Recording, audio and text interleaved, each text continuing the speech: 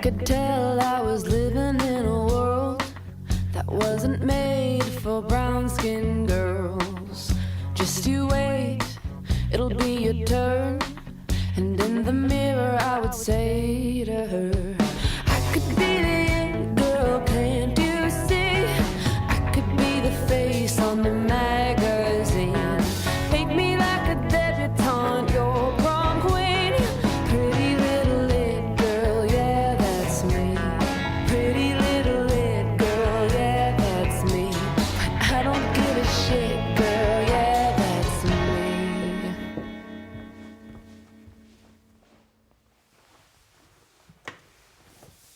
I'm Raye Zaragoza. I'm an artist, a musician, a creator, and I'm here to share my story.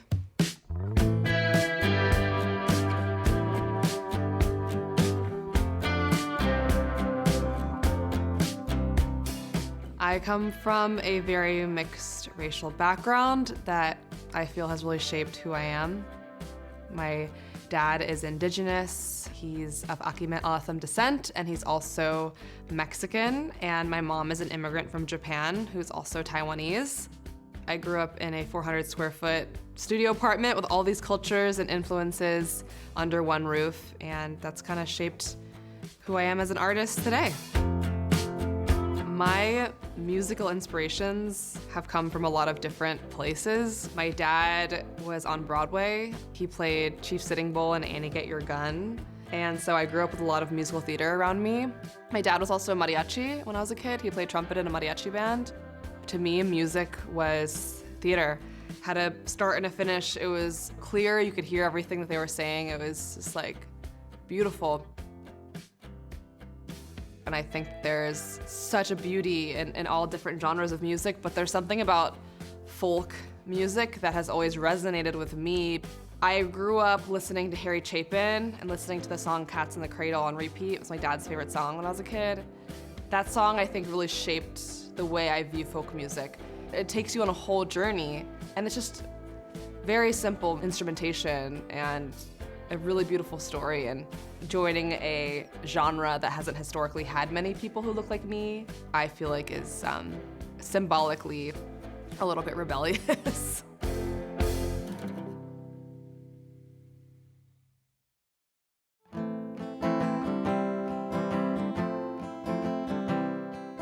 When I was 16, 17, I was like, okay, I need to write love songs. I thought that as a female singer-songwriter, you write love songs.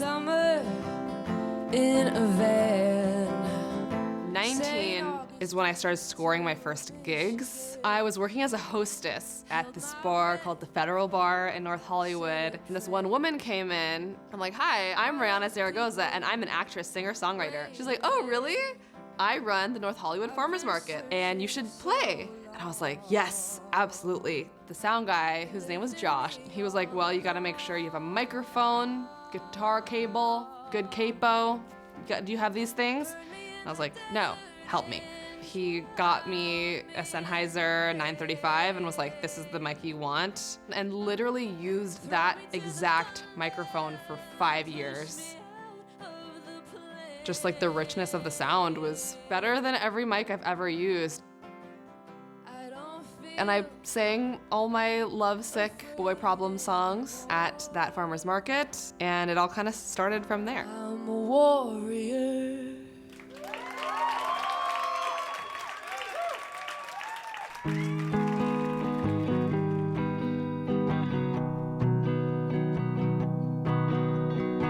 From the age of 19 to 21, I was really lost.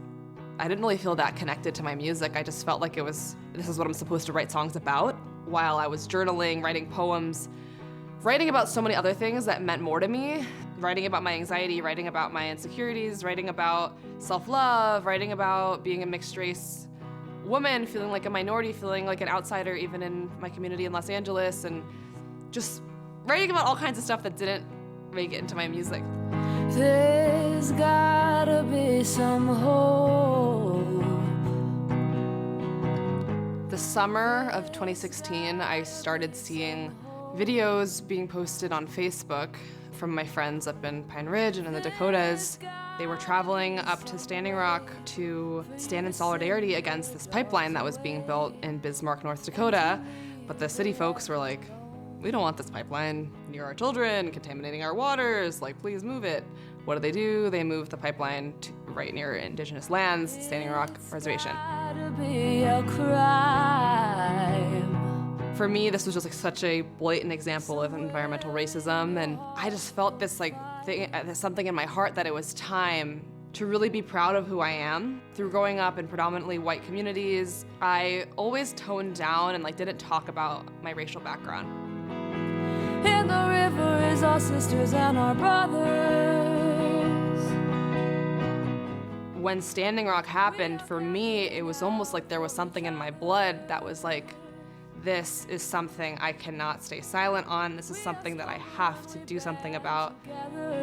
And we're standing up for the water. I wrote this song called In the River.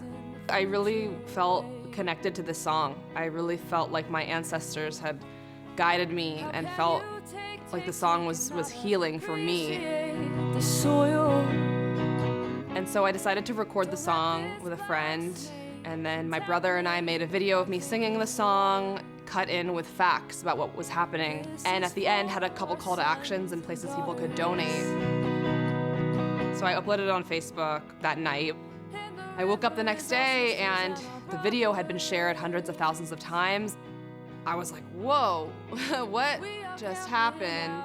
People were messaging me from all over the world saying that they had no idea what was happening at Standing Rock until they saw my video.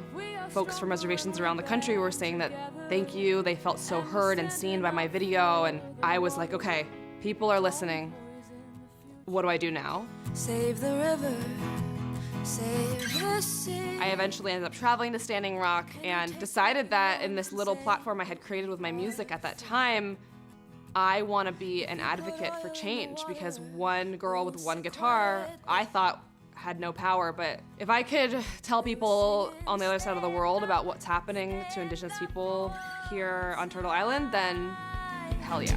Don't walk silently to the night. This is what I should be making music about, and this, I think, actually can open minds, open hearts, spread awareness, be teamed up with causes, be teamed up with organizations, and be a soundtrack to a movement that we've been waiting for so long. Don't walk. That's when I released my album, Fight For You. I realized that by fighting for the greater community of people of color, of Indigenous people, of immigrants, I was also fighting for myself, and I was becoming more rooted in who I really am and being proud of that for the first time in my life. Fight for me, I'll fight for you.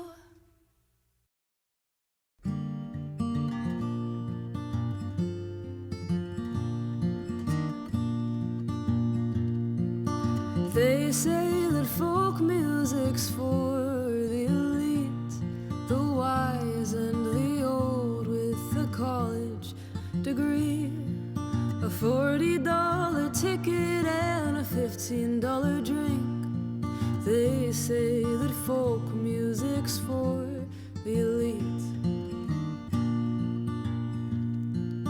They Say is a song I wrote when I was very frustrated with the income disparity in our country and how so many people don't have access to basic needs depending on their race or socioeconomic class.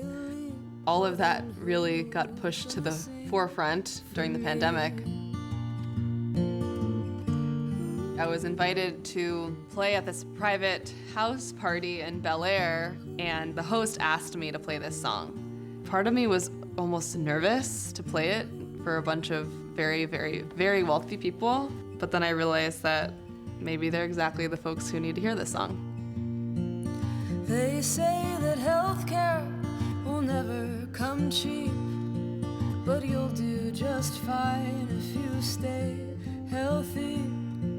If you can't make rent, then just get another job.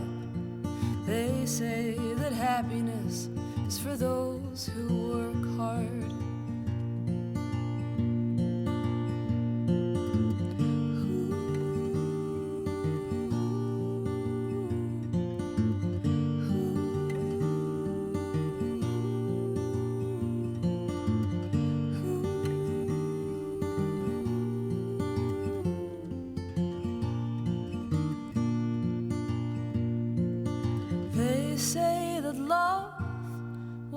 that's one thing that's free.